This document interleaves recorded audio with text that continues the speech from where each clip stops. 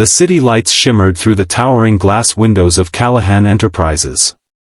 It was well past midnight, and only two people remained in the office: David Callahan, the young, commanding CEO, and Jasmine Miller, his dedicated secretary. Jasmine had always been quiet yet sharp, handling everything from meetings to late-night reports with grace. That night, something changed. After weeks of growing closeness, shared laughs, and long glances, emotions spilled over. One vulnerable moment led to a night neither of them planned.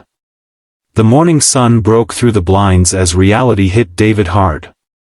Fear flooded his chest, not of regret, but of exposure. His entire brand was built on power, control, and a clean image.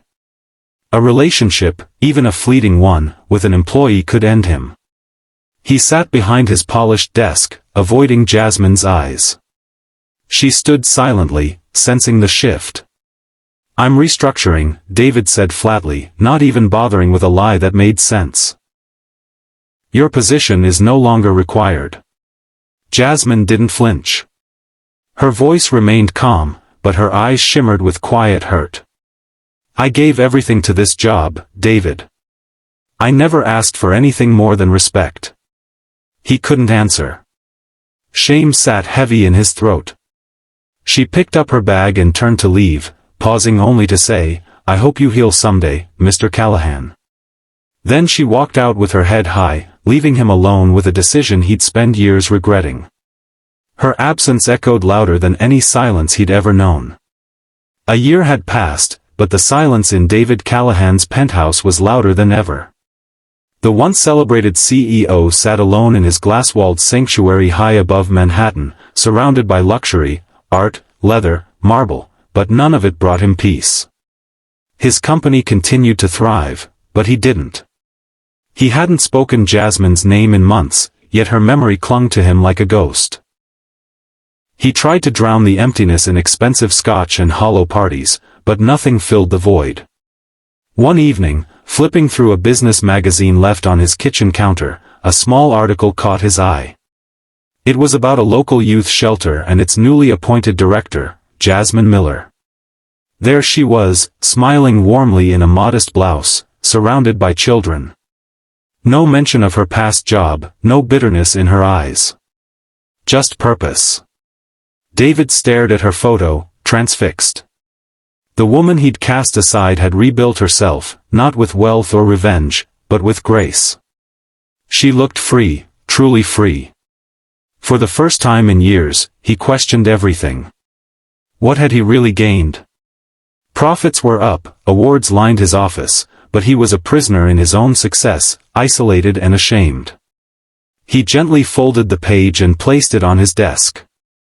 The image of Jasmine, thriving without him, stirred something he hadn't felt in a long time, regret laced with admiration. For the first time, David realized the cost of his choices. And the price wasn't money. It was her. The fall came faster than David ever imagined. One bad investment, a whistleblower scandal, and a public relations nightmare later, his once untouchable empire was unraveling. Board members turned cold, investors pulled out, and headlines questioned everything he built.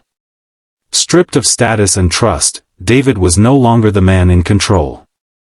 For the first time, he felt what it meant to be powerless. Desperate to salvage what remained, he followed a consultant's advice to explore community outreach and rebranding through charity. Reluctantly, he walked into a modest brick building in Brooklyn, the same youth center he'd read about a year ago.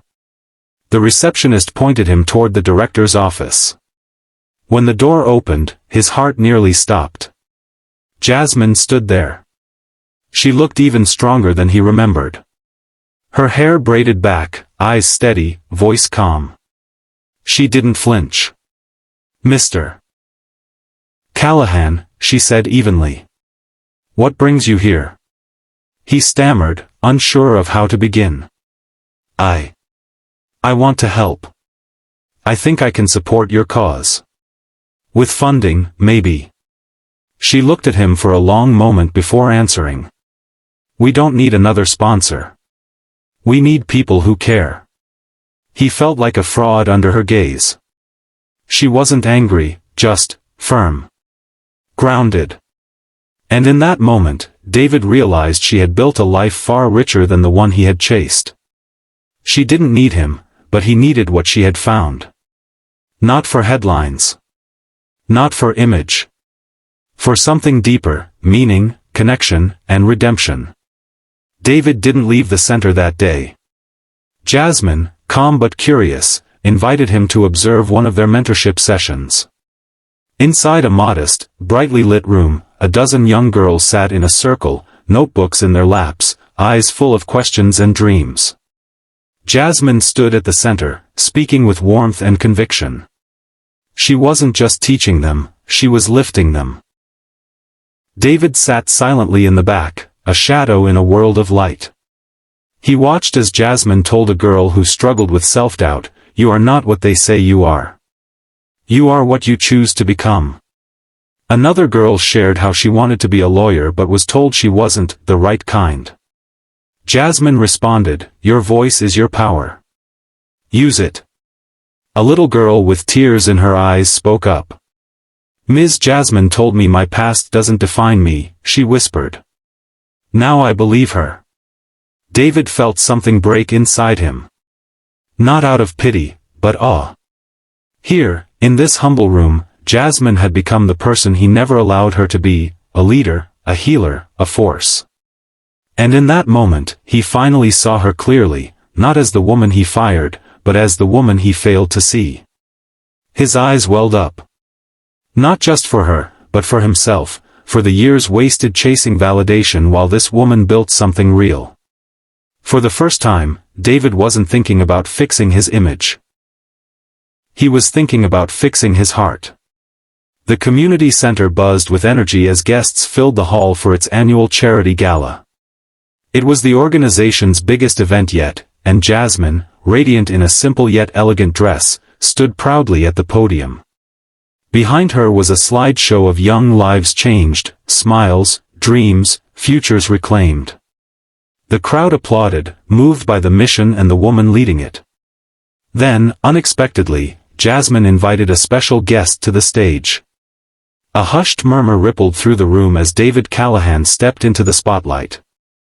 Gone was the polished billionaire look. He now carried himself with quiet humility, dressed plainly, a little older, and much wiser.